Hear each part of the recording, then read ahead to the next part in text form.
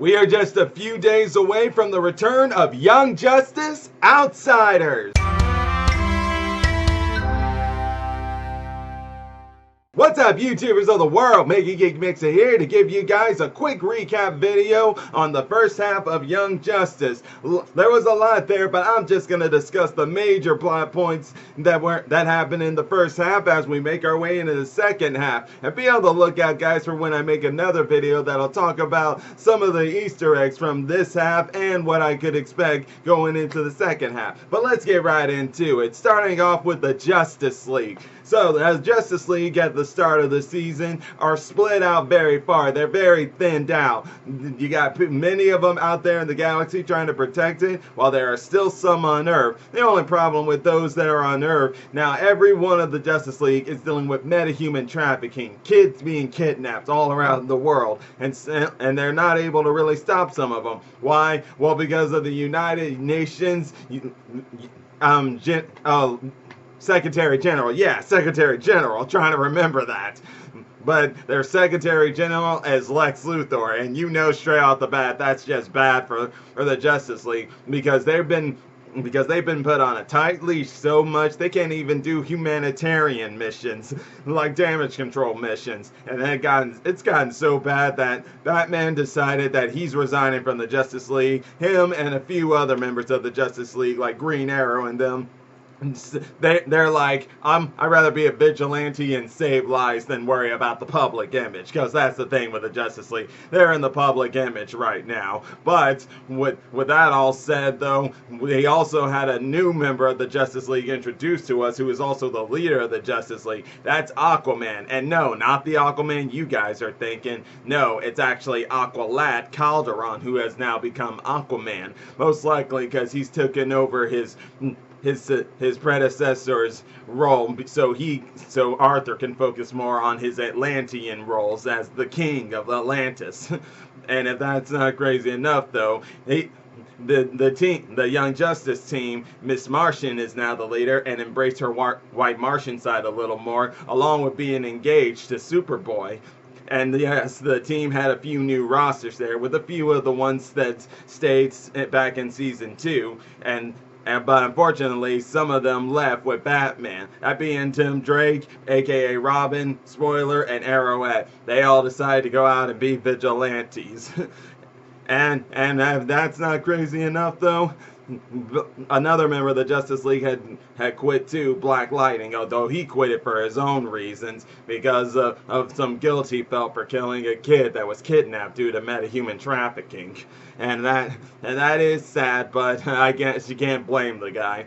And then there's the Outsiders, the ones who are the real stars of this show, who are the real focal points of this show. They are brought together by Nightwing, who after season 2 just went on solo missions. He said he was taking a break, but he was still doing the whole vigilante thing, just doing it solo, until a mission came to where he would go to Markovia and try to stop a metahuman trafficking there, taking with him Superboy, Artemis, and Black Lightning along for the ride. And while they are on their way there, do you have trouble going on in Markovia? Well, of course you got trouble. You got the king and queen of Markovia, who want to stop the metahuman trafficking that's happening in their country, while their son, Princess Brion Markov, aka Geoforce, wants to do the same thing. Unfortunately, it's just not in the way he was expecting. And that was in the fact that Dr. Jace got in contact with metahuman traffickers and wanted to use their technology to activate Geoforce's powers,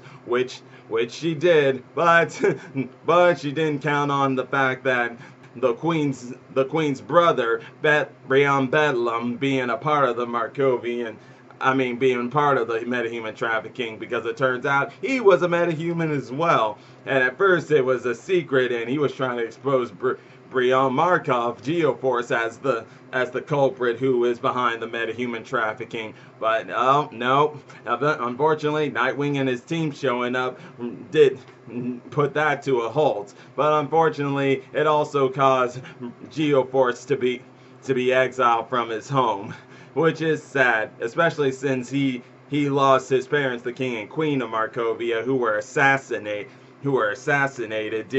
during the whole mission in Markovia. And not only that, but they also found found a girl who had seemed to have died when people were kidnapping or no, assassinating the king and queen, but then she came back to life, and she came back to life as Halo with powers that make her come back to life, create force fields and all sorts of things. But with all that done in Markovia, they went on back home, and that is then where, like in time, Rayson realized that he needed to take responsibility for his so-called strays, that being Geoforce and Halo of the team, since they're his responsibility, and he needs to realize that he has to take care of those kids.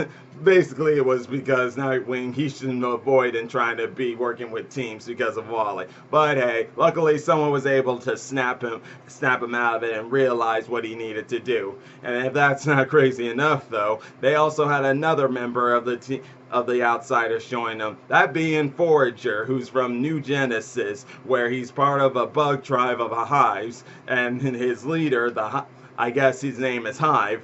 They all did business with the New Gods living up on New Genesis with Orion, but unfortunately Orion was cheating them, or so we thought. Unfortunately, that wasn't really Orion. Instead, what that was Miss Martian's brother, actual brother. Yes, another white Martian, and he just wants to spread the flames of hate on New Genesis with the bugs and the New God. So what, they can wage war? I'm guessing that's what it was. And this was pretty much the only episode where it focused really on the Young Justice team. Well, sort of. It mostly focused on Miss Martian and her brother's ideals of love versus hate. But because the damage was already done, Forager wanted peace and all, but his leader, Hive, was already mad enough, and since Forager was acting like a traitor, he banished Forager from his world, and that's how he even becomes a member of the team. Now, the Outsiders, their main mission in all of this was really to find Brion's sister, Tara Markov,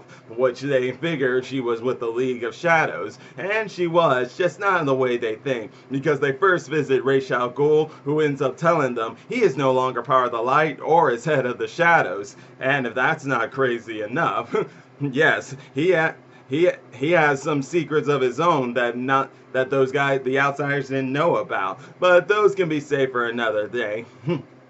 And speaking of who's the new head of the League of Shadows, and who is it that has Tara? Well, the answer to that is simple. Yes, she is part of the League of Shadows, but the head of the Shadows now are Slade Wilson and Lady Shiva, who are also now members of the Light. So this was definitely a turning twist, especially when the Outsiders were able to rescue her, and they thought they dealt a major blow to the metahuman trafficking, but what they didn't know is that that was just exactly what Slade and Lady Shiva were after, just to infiltrate the team with Tara as the spy. And as that's not crazy enough, though, with Halo, I forgot to mention, in time throughout the first half of the season, which is pretty much her season in the first half, we learned of the fact she's a living mother box who resurrected the spirit of Gabrielle Dow, the girl that Halo is or was, and that's how she has all these different powers. And she and Brion eventually start to form a relationship as well. But also, because with the discovery of Halo's powers came Victor Stone from one of the famous Teen Titan members, who his origins are pretty much the same. The only difference is he has a father box with him as the source of him being created as Cyborg, and Halo needed to cleanse him for a few times as a temporary thing until eventually she found a way to permanently cleanse him, and now it looks like Cyborg might be able to become a member of the team with some training to go along with it. And if that's not crazy enough, though, we actually also learned about the origin of the Light. Yes, we learned the origin of the Light and we learned about Vandal Savage's origin, which is pretty accurate with the comics. The only difference, I think, being is that this time he was described as the first metahuman in the Young Justice universe, and throughout his ages he had ruled all sorts of kingdoms and stuff, and it eventually came to where he and his daughter founded the Light, And it's also there where we learned of what's this alliance he has with Darkseid. Darkseid attacked the Earth long ago, but he was so impressed with what the metahumans could do that he and Vandal Savage forged an agreement to go out and conquer the rest of the galaxies, and then it would be Earth and Apocalypse, the last surviving members of the galaxy who are ruling it, and there'd be a winner-take-all battle to decide the true winner of them all.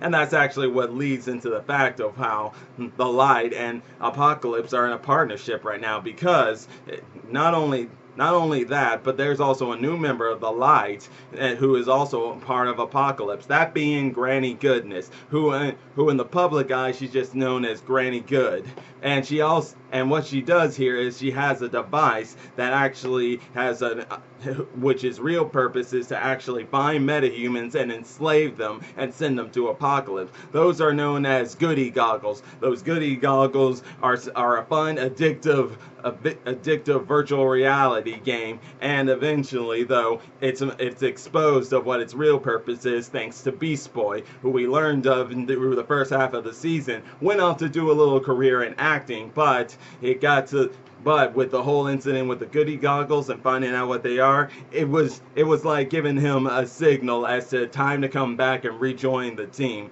Because he would have been a slave of Apocalypse if not for his metahuman powers somehow interjecting and stopping him from that. But even still, though, with those Granny Goodness goggles exposed, they're figuring out some things about the Light, but they don't really know all about the Light. Like, they don't know that they're in a partnership with Apocalypse right now, and that right there is no doubt what they're going to learn coming into the second half of the season. But not only that, though, what was that other thing? Oh yeah, the Justice League. Batman, he didn't quit the team, and in the public's eyes, he's no longer part of the Justice League. So when people see Batman around, they know he's just being a vigilante out there, doing things without the Justice League knowing. But the truth of it is, in the shadows of it all, the Justice League is still working together. A few members out there who are all on various teams thinking that out in the public it's just an individual thing. No, it's actually all part of a front, and in the shadows they're all giving intel of their missions so they can find out better and what the Light is doing. And good luck to them. It seems like that might work for now, but they still have no idea of the crazy stuff that's going on with the Light and what they're planning, because right now like I said, they don't know about their alliance with Apocalypse or in the fact of what they're doing with these metahumans, but I'm sure they're gonna learn in the second half of the season, and it definitely won't be a pretty thing. I can guarantee you that. But if you guys are wondering how they're getting all their information, well, it's being relayed to Oracle. Yeah, Barbara Gordon is now Oracle in this film. And basically, she relays all that information to each and every different member of the team. Batman's team, Nightwing's team, and the Justice League. But that's pretty much what first half of the season is, guys. And it is crazy. And it's crazy right now. There is so much to unpack, and you gotta wonder what else can we expect going forward, because there's a lot of Easter eggs and cameos that were in this season that I haven't been able to talk about. That's actually what I'll talk about in my next video I make here. But until then, guys, I'm gonna leave it at that. And if are you guys ready for the second half of Outsiders? Because I know I am. Leave your thoughts in the comment section down below. And if you're enjoying my videos, all you gotta do is click that like button, subscribe to the channel, and hit the bell icon to be notified when I make more videos. And until then, MegaGeekMixer signing out. Bye!